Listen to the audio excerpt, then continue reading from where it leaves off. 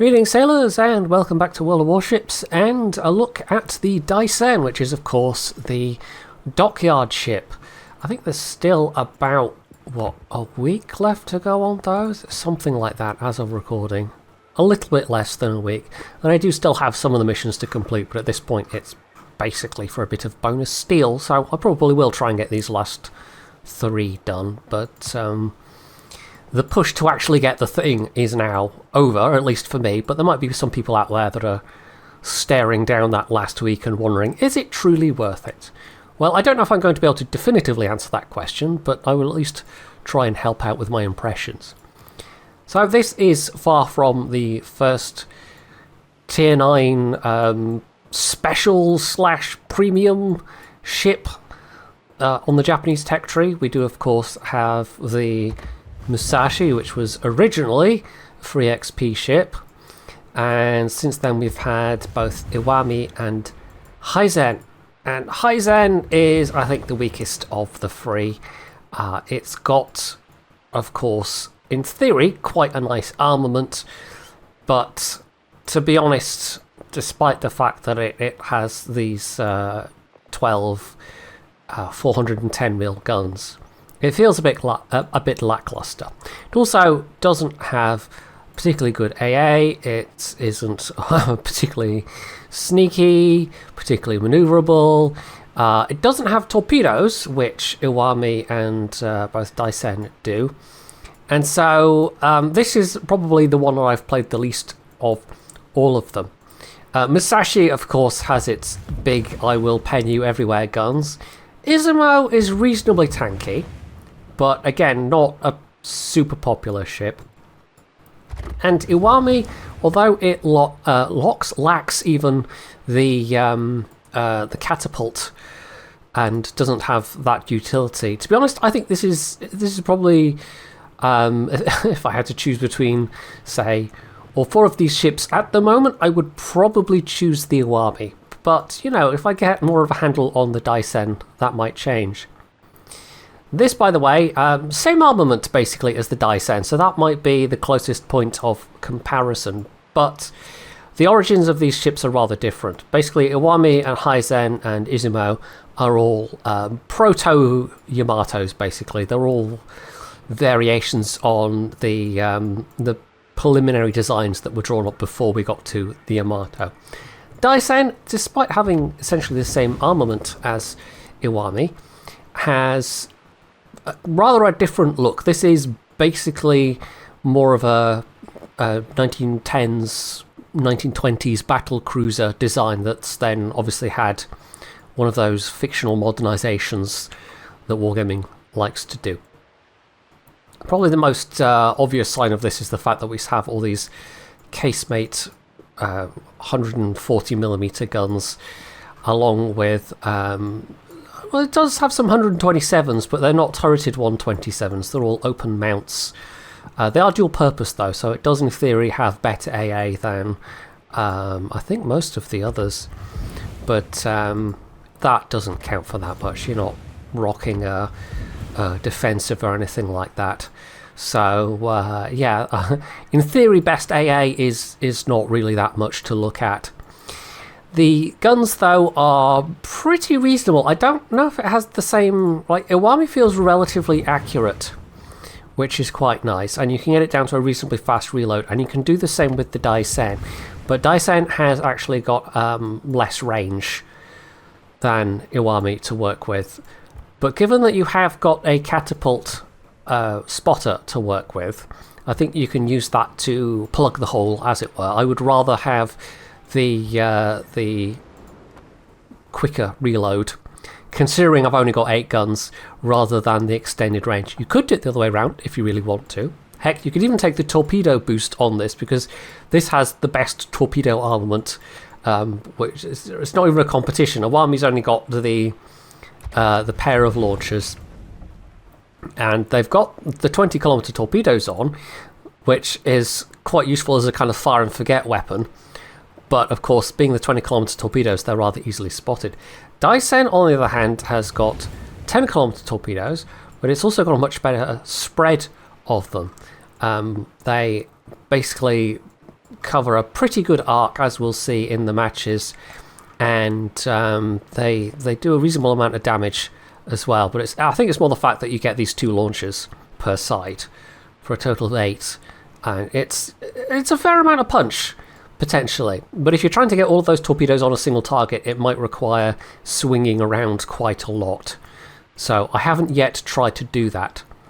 Now, because this is more of an older battlecruiser style design, it does have some notable differences in its armor layout as well. So if we sort of look at maybe Musashi as a baseline, Musashi, of course, very famously has these vulnerable cheeks, but otherwise it's not too bad so long as you're not showing someone a complete broadside.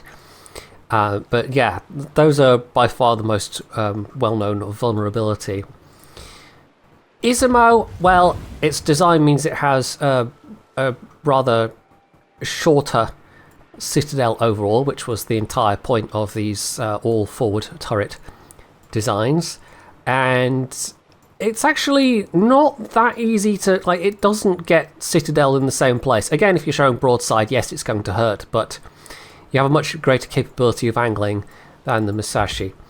Iwami and Daisen, I think, are probably also reasonably tanky, I think, if you're playing them right. You know, the citadels are not particularly exposed. They're sloped, although I don't know, is that sloped enough that... would you call that a turtleback? It's kind of. It's sloped, but it's not...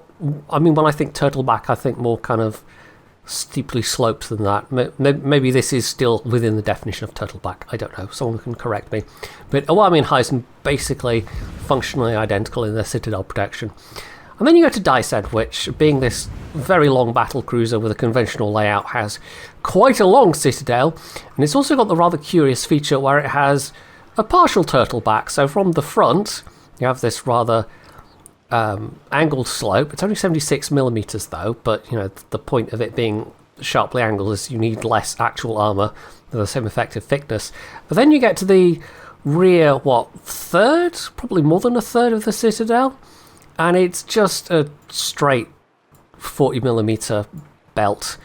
And it does have, of course, its armor belt on top of that, but yeah, it doesn't necessarily give you the same like this is a long, not super maneuverable boat. It's got 110 meter turning radius, so the point is that you have to be quite careful about when you're maneuvering in this thing, because its citadel protection isn't necessarily going to be particularly nice to you. If you're angled, then the belt is fine, but that rear, like, if you're aiming at one of these things, if you get a broadside, then I guess this is probably where you want to shoot to get that rear citadel portion, because it doesn't have any of the sloping that the forward 2/3-ish has. And similarly, if you're playing the thing, you know, that's the sector of the ship that you particularly want to avoid being hit in.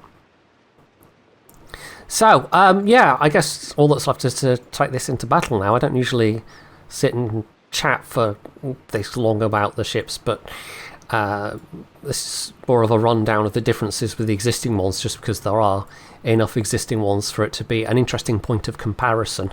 And yeah, it maybe plays most like the Iwami, but I don't necessarily think you want to throw it around quite like the Iwami. And the Iwami does have more range to play with as well, so that's another area where you maybe have to be a little more cautious. I do have a very good captain in this, though. You know, it being a dockyard ship means you can just basically stick your best captain in it, so that's always a bonus. And as it turns out, yeah, we don't have any subs to deal with, and we're not going to have to put the AA to the test either, which is a nice thing. It means I have to worry about air spotting a lot less. Of course, there's still going to be the potential of being surface spotted.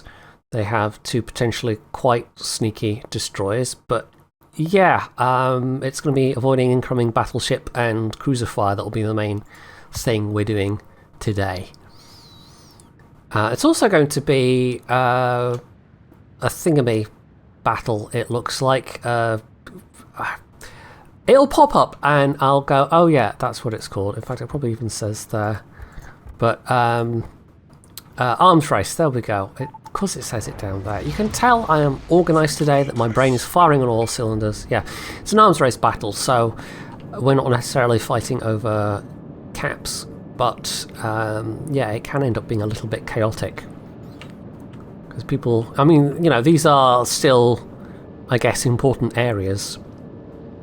And it sort of depends on what the enemy destroyers do. The destroyers in arms race are particularly important. One thing I didn't note is that, I mean, with the firepower, the reload module, it does have, of course, a negative effect on your turret traverse, but the base turret traverse on this is impressively fast. I mean, it's sort of at the level of an Italian battleship, or maybe even slightly better, so losing a little bit of turret traverse to increase your firepower really is absolutely no hardship. It does have impressively responsive turrets, so that's absolutely a point in its favour. And we can also have a quick look at the torpedoes as well. So there you go. It's a fairly nice arc, but of course that's both launchers. So it's around the midpoint. So if you're trying to get, like I said, both sets of launchers on a single ship, it will require some manoeuvring to do so. Right, I'm not sure why you're laying a smoke there, Gearing. Unless you've accidentally fat-fingered the keyboard, which is something I do sometimes. Yeah, okay. There's a couple of things over on this side, and that is going to be one of their destroyers. And also quite nicely get all of our... Oh, okay, they just took a big hit from somebody. That's unpleasant for them. Yeah. And there we go. There's a kill. Yeah, I mean, them having softened up certainly helped a lot. But that's an extra charge for my consumables, which is nice as well. I think this actually, I mean, that was an extra charge. I think this, by default, I can't remember if I have Superintendent or not. But I'll have to check when I go back to port. It might be that it gets one less. And I've noticed that feature and then forgotten that I was going to talk about it, and now I've confused myself because I've managed to get the thing to fire off, which gives me an extra one. But, you know, if it does give me an extra one, surely that means, by logical deduction, and it must be 4. Yes. Anyway, there was something else I was going to mention as well. Oh, yes, the hit points. So you might have noticed the hit points. They're not that high. This, again, I guess, belying its battlecruiser design origins. I mean, compared to the De Grosser sitting there with 84k, and we've got slightly less than 70k. So, yeah. Although that Prince Ruprecht over there, I mean, they might have a stock hull. I don't know. They've only got 63k. I don't know the Ruprecht well enough to know if that's the stock hull. So, yeah. Anyway, our gearing, managing to grab that. Each side's got one of the HP buffs as well, which is always quite nice. Oh, hello, Hinden. Hindi. That's an odd way to say it. You've put the brakes on a bit, but I got one over pen. I think this is why you want the reload upgrade, honestly. Like, you've only got the 4 barrels, so you kind of just want to keep them firing as fast as possible. But sometimes that does put you at a disadvantage. It might be worth sticking on the duration extending thing for spotters, or you might just choose to go with the extra range, because I mean there are things that don't even need spotters or range modules to actually easily beat you with range. Anyway, I'm gonna keep my front towards the De Grosser. That's the Venezia having a pop from the side. Don't need to worry about the Ruprecht's torps from here. Just put my own torps out as a bit of a, I don't know, area denials, just in case something sneaky is there. But I don't think there is something sneaky there. It would be nice to sort of rush in and just torpedo everything, but I don't think that's a good idea right now. I have also noted that, yes, there appears to be a Shima coming over this way, so let's not get... let's be aware of that, shall we say. Also, maybe let's pop a heal. I think I was too busy blethering there, and I've actually blundered a bit too close for comfort. They're scary. Okay, they're actually smoking to screen me a bit, which is nice. I can maybe then just back up here. I don't think this... I mean, like 140mm secondaries are going to have decent pen, but I don't think it's worth building this for secondary. Although, having said that, I haven't actually tried. You could, I suppose, to be a bit wacky. Okay, there we go. That was nice of that gearing. Helping out a battleship that was taking a lot of focus. You can actually safely do some manoeuvring here. That Rufrecht shouldn't last too much longer. The De Grosse also has taken a fair bit of damage. Start manoeuvring a bit now. There he goes. We do have a fair concentration of ships over here. Although I'm guessing that Shima has to be thinking about being over here by now. Yeah, this De Grosse has just put themselves in a bit of a robot position, but that's kind of like that. That's not going to last forever. That's also a position where you can't really get yourself out of it easily. Okay, so everyone's taken some damage. It's not just that they weren't solely focusing on me. I think we should, between the, what, 4 battleships here? I assume the Pommern is firing at this De Grosse. Yeah. Let's come and give this Iowa a bit of assistance. But at the same time, I want to be wary of making ourselves a nice big battleship blob for a Shimakaze that hasn't been seen in a while.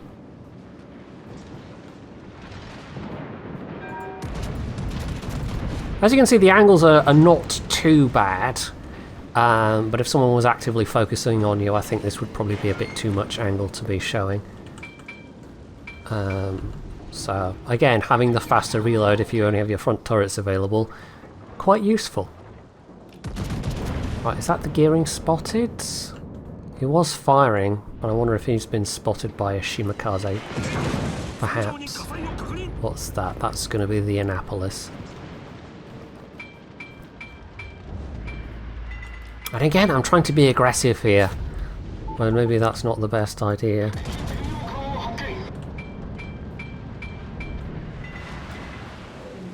Don't know if we can get on spot. I think this De Grosse might be a bit too close.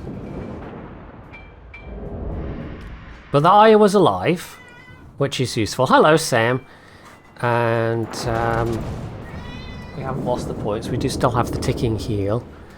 It's nice and sunny outside, and he came in for a bit of food, and now he's like, well, now I must go outside again. You must instantly concede to my every whim, because he's a cat. What do we expect? Right, there we go. We're unspotted, which means there isn't unless this sets me on fire. Okay, right, there isn't a sneaky Shimakaze close enough. Which is fine. Okay, I mean, I have a very nearly full health Grosser Kurfürst that could be picking up some of the strain here.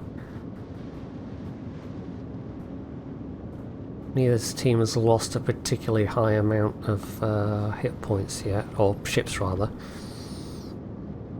Although we're slowly edging a lead, and we do have a little bit of a lead in points, but not enough to be complacent about, let's put it that way. Okay, there's the Shima. I would have really thought they'd have come over this side. It's not like we have a radar or something that could cause them significant issue. But I kind of want to fire here, but for one thing I'm trying to maneuver, and for another thing I don't want to spook this De Grosse from eating these torpedoes. If they start manoeuvring to... That's always annoying when you're in a destroyer and you've got a perfect line on a battleship and then somebody starts firing at them and they start manoeuvring to avoid it. So we're going to wait till the torpedoes are a bit closer. Which I think he's hydro spotted them or something at this point, so yeah, let's just open fire. Yeah, so I didn't want to... Like, I've been on the receiving end of that too many times to want to foul that up for somebody. But also, you know, I wasn't positioned the best for firing. Anyway, I mean, we've got a pretty nice reload at the moment with Adrenaline Rush. I really can't complain about that.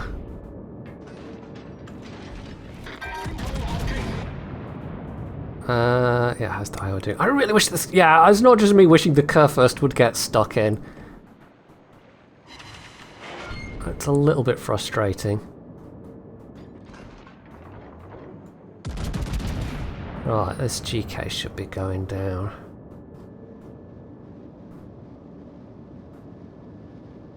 Okay, there we are. Let's pop another heal.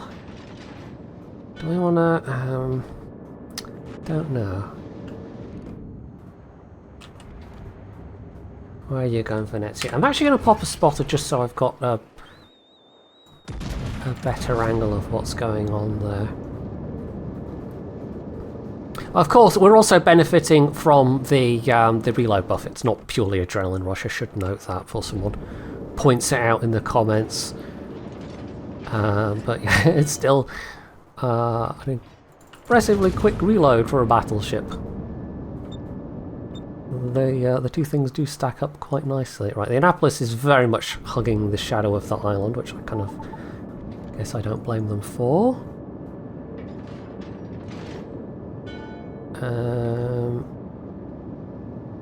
Okay, right. We lost our Tromp, which is maybe not that surprising. It's not a super stealthy ship. Yeah. I don't know what you're doing, Kurfürst, but it's not very helpful right now. Taking the very long route when you're at high health. Which is, yeah. It's not helpful. It's really not helpful. Right, there's Annapolis radar. Hopefully the gearing is out of... No, the gearing is spotted by that. That's unfortunate. I may or may not get the chance to use some torpedoes in this game.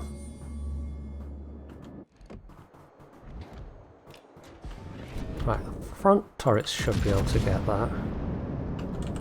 There's the Preußen. Not bad. Yeah, you can see the guns are reasonably reliable, I would say. I think it's one of the reasons why I like the Daisen as well, is that the guns actually, like, despite only having the 8 guns, it kind of feels reasonably reliable. You faced away, Conqueror. Yes, you're kind of backing in.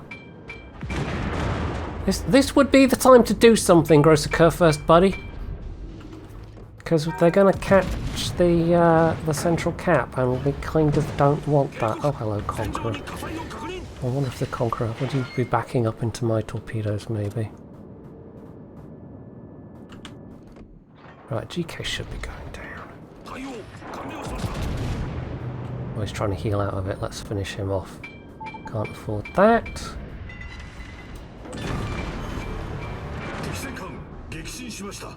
Yeah, we really need this GK to step up at this point. This is getting a bit silly. Oh, there's torpedoes. Right, well, that's one of their destroyers. They've still got both of the destroyers left, alas. Yeah. We're a bit scattered at this point, but this GK is seriously costing us a fair bit.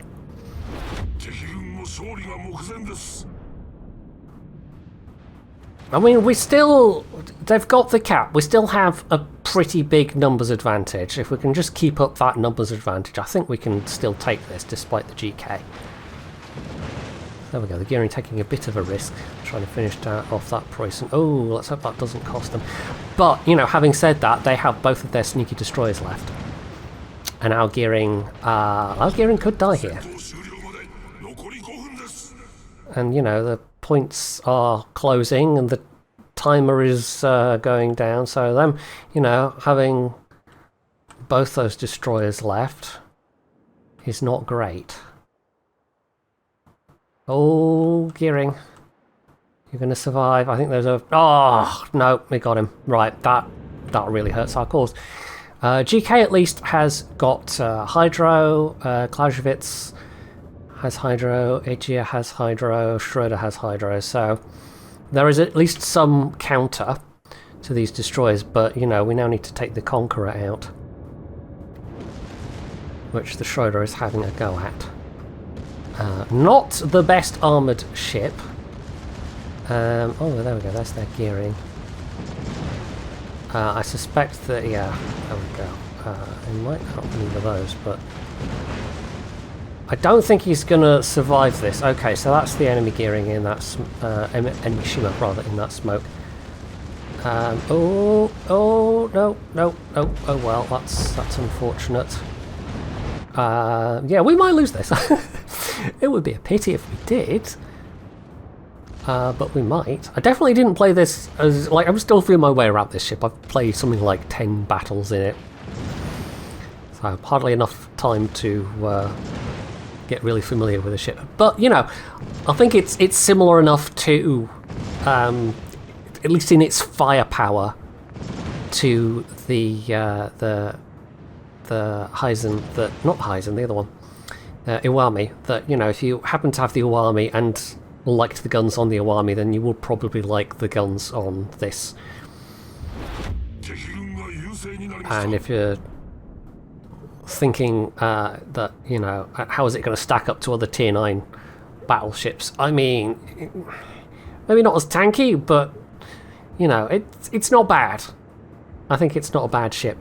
Yeah, this is unfortunately, it's kind of come down to this Kurfürst actually doing something smart, but I think we've run out of time. What an absolute shame. What an absolute shame. Oh well. That could have been a win, but sadly. They did enough and were able to exploit our... I mean, it's like a better player in the Kurfürst. We absolutely could and should have won this. Like, there were high scores all around. Look at this. Look at this, there were 4 people on either team that had less than 1,000 XP. I mean, the Kurfürst was clearly doing some damage, but we can still say, based on their positioning, based on what they were doing, based on, you know, just the fact that they had so much health at the end, that they were not playing well at all. We're going to give that gearing a compliment. I think they tried their best. Yeah, I mean, you know, the enemy team having 4 people over 2,000 base XP. This was a hard-fought battle. And I think they did reasonably well, but, you know, it was close enough we could have won it. And it kind of sadly did really come down to this one. Well, not all on this one top-tier player, but, you know, you're in a top-tier battleship like that. You have the position to use the hit points when you're at that pivotal stage of a game, and you don't. That's on you. And the fact that we kind of got to that stage in the first place, yeah. Anyway. Let's see if we can do a bit better with the second game. He's giving me the cold shoulder right now, or rather the fluffy shoulder. Because it's sunny, you know, I'm being mean and doing something other than obeying his other whim, and how dare I. Right, well, this is much less nice. In some ways it is nicer, because we have better matchmaking, we're top tier, but there's also... carrier, and at least it's only 1 submarine in play. At least. I don't even know what the range of the anti-sub armament is. Okay, it's fine. 10 kilometers. It's not hobbled like Musashi. That's something I hadn't even looked up. I'm not entirely sure why they decided to hobble the Musashi that badly, but they did. Right, so, yeah, let's hope we get some... Again, a fair number of cruisers to shoot at. And, you know, battleships that we should be okay with. Probably the toughest thing in terms of their guns, if we let it get close enough, is the Sovietsky Soyuz. And of course, they have a Daisen themselves, so don't want to get caught broadside to any of those things. Lepanto, well, they're at the mercy of RNG, and Nebraska, they don't have that many guns, so it still can hit fairly hard, though. They probably will be more annoying in terms of their planes and spotting, on top of the fact that they've got the Lexington as well. And both their destroyers are sneaky, but only the Yugumo has torps to be worried about. And then, of course, the submarine! We don't really want to, you know, the less we say about the submarine, the better. Right, we can sort of get an early use out the spotter and start lobbing some shells that way. See if we can get anything.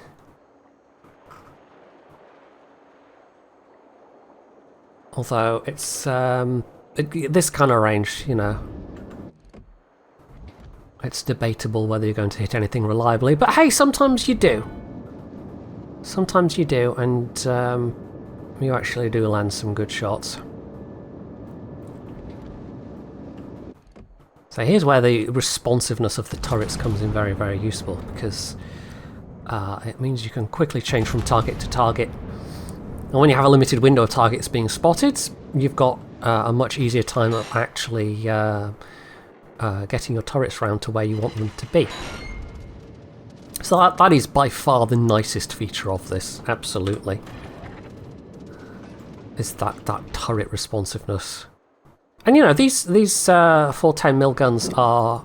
oh, that was unpleasant from somewhere.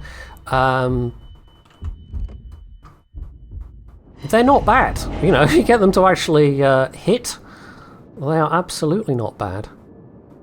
I'm not sure what hit me for so much though. Was it the enemy Daisen or was it something else?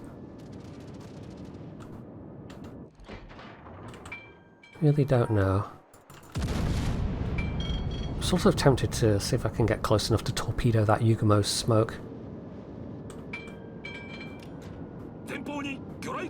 There's the torps. We'll thread our way in between those two. Actually makes life easier now that we know they are. Yeah. I guess the salmon got spotted. I have no idea. Daisen ought not to have any shots on me. And yeah, there goes their Yugumo. Sat in their smoke and pew-pewed and has paid the price. Yeah, okay, also it is only 4 normally, unless you happen to pop the special skill of Yamato. Nice citadel hit. Oh, hello. I guess we found the enemy sub. Where was that from? That was from just out of range, but you know, we'll throw a thing his way anyway just to say, I know you're there and also you're annoying and go away. No bully. Leave me alone. Don't be mean. I don't like you. Oh, it actually caused a flooding.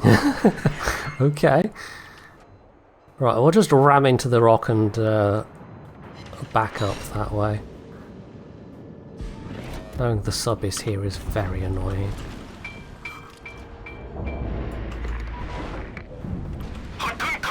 Oh, I guess he's surfaced. Okay, Lepanto, there's a Daisen.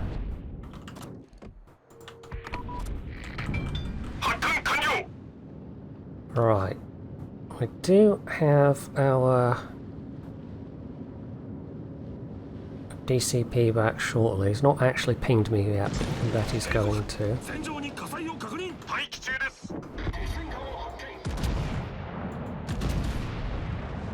There it is.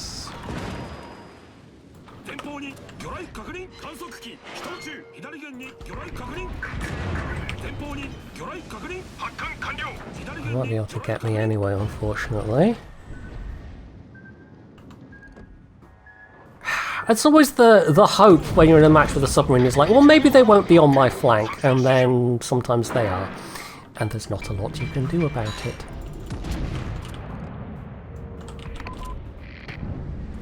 Except suffer the consequences.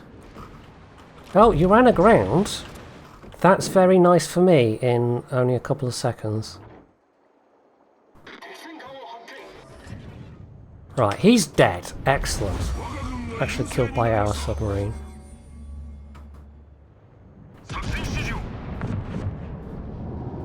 Right, yeah, we need to get manoeuvring again.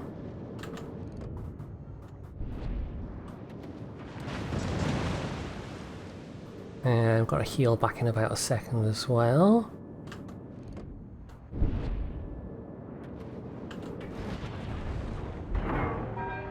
Honestly, the sub was the main annoyance. Right, Edinburgh, you should be able to finish off the York. I'm going to switch target to the Martel. Which way are you going?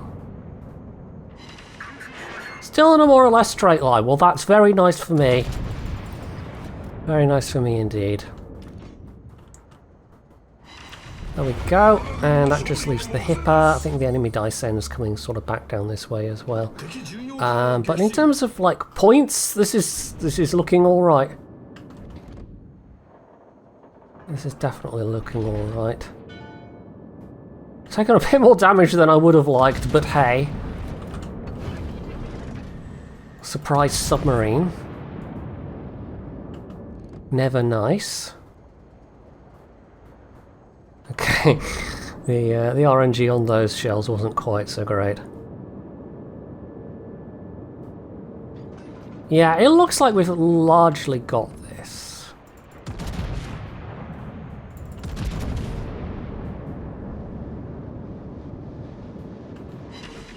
Hopefully I can do better damage than last time. The damage last time wasn't awful, but it wasn't great.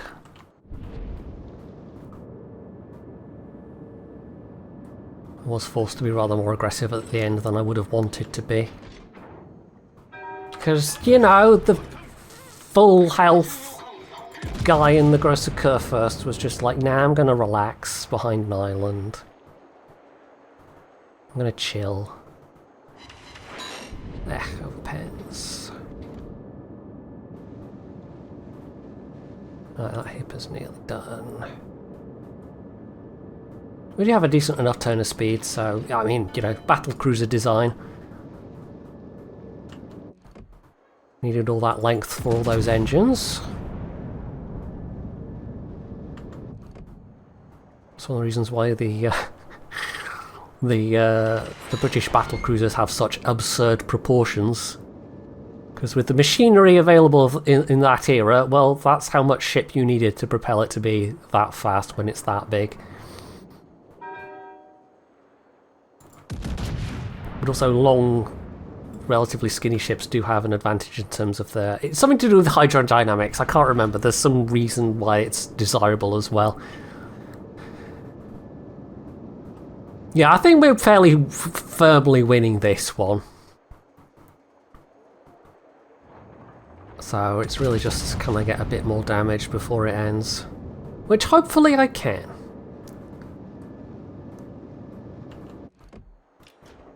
I haven't got to use torps in either of these, but yeah, I mean, the relative fragility of this compared to some of the other Tin Iron battleships, it does make that a harder calculation. It's very nice to have them, but I mean, the ideal thing would be going up against a, you know, a cruiser that doesn't have torpedoes itself, but even something like a Baltimore or something having access to your side and popping in those heavy US cruiser shells could potentially be quite nasty for your hit points.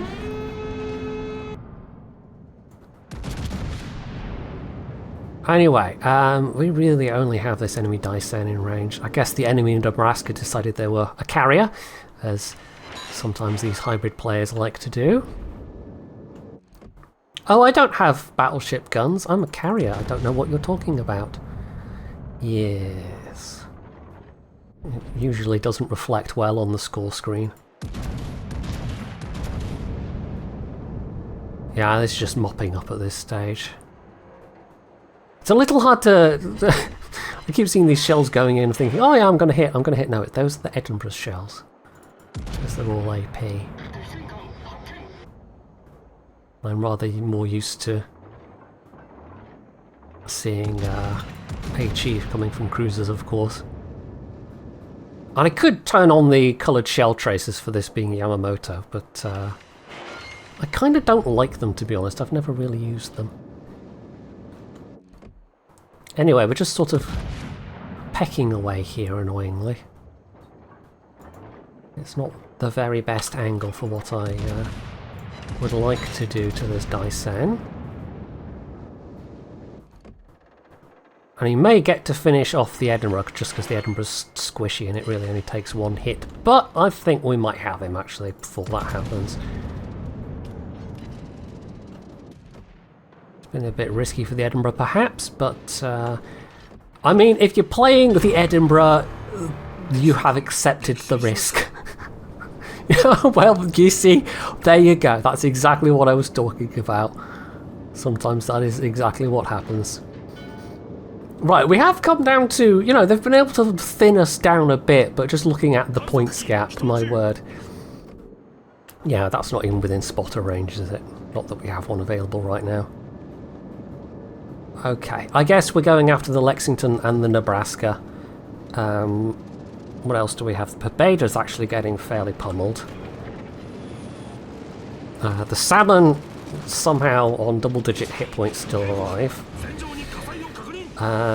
Yes, Svetsky Soyuz shouldn't last too much longer. So now we get to put the AA to the test. Hooray. Yeah. Right, can we get shells over to that Lexington? At least it's multiple ships AA right now, it's not just me. Nice, nice, nice, nice, big hit. Not even any citadels. I mean, this right here, like I said, in firepower, it's a lot closer to the Iwami than anything else. Just because it's got the fewer guns, they've given it more reliable guns. Whereas with the Iwami, it's a true shotgun. It doesn't feel like it's reliable at all. So the faster firing, relatively accurate guns, you know, overall, they make for a comfortable feeling amount of firepower. And to be honest, overall, I think I still, at this stage, do definitely prefer the thingamy. I keep forgetting the name, and then I don't know. Anyway, that one to this one, the Daisen, and certainly to the Iwami. God, this Nebraska really was pretending they were a carrier, for goodness sake. Oh, you run aground. Some good shots here. And there's that nice, quick rear turret traverse helping me out a bunch. Rear ones should get over. Yeah, is the Nebraska full? The Nebraska's literally full health. So again, a battleship. At least this time it wasn't a full health battleship, but again, a battleship just... Yeah, that Nebraska was doing not a lot of anything useful for their team. So there we go. That was a much better showing. Also a much less close game. That Nebraska was just dead weight on their team. At least RGK in the previous team had done something and gotten some kills. I think this guy literally was just only sending their planes. Oh well, that's a shame for the enemy team. But yeah, there we go. 150k. Over 2,000 base XP. Actually, the Salmon was top. I'm just not even going to say anything about that. But yeah, I think that was a much more respectable game overall. Shows what the guns can do, and absolutely, I'm sure you can do more than that. Anyway, Iwami, there we go. Iwami and Daisen. I always get Iwami and Daisen mixed up, and I don't know why. Like, I don't know why it's so hard in my brain to remember which one is which. But yeah, overall, still prefer Iwami, and Daisen in the tier 9 Japanese battleship stakes. Daisen definitely still sits squarely at the bottom. I don't have a lot of love for this thing, and I'm not sure anybody does really. So, yeah, Daisen, pretty decent, I would say.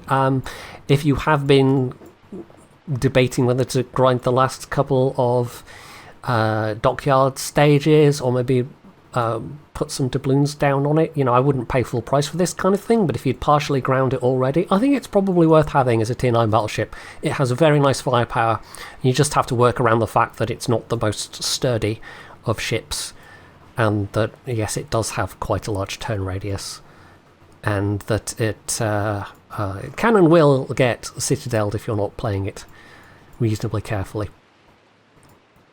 So that's it for this pair of games. Hopefully you have found this video useful, and if you have, you can do all the usual things down underneath it. And of course, as always, stay tuned for more.